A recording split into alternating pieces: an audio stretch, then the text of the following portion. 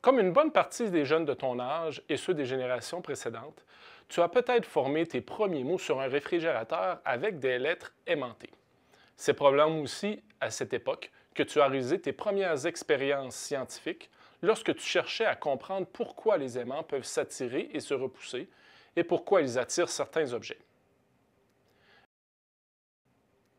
Bien qu'elle cède tranquillement sa place aujourd'hui au GPS, la boussole est la première application utile qu'on connaît des aimants.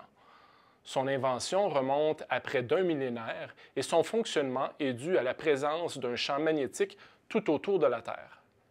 Une multitude d'appareils qui t'entourent contiennent un ou des aimants, comme la porte de ton réfrigérateur, la pointe de divers tournevis et les boutons de certains manteaux. Des aimants, c'est bien pratique, mais au début du 19e siècle, des scientifiques ont réussi à expliquer le lien qui unit le magnétisme et l'électricité. Cette nouvelle branche de la physique fut baptisée électromagnétisme. À partir de cette découverte, une série d'innovations révolutionnaires a pu voir le jour. Si tu m'entends en ce moment, c'est justement grâce à l'une d'elles, le haut-parleur.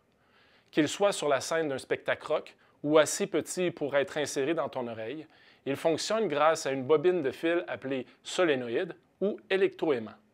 Et il est loin d'être le seul appareil à utiliser cette technologie.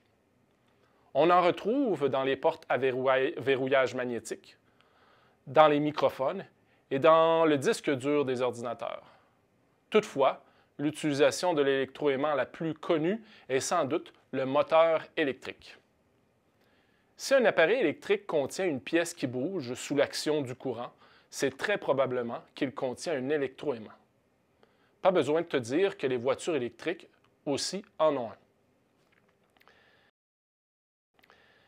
Des aimants et des électroaimants, il y en a de toutes sortes. Dans ce module, tu pourras apprendre à les comprendre en profondeur.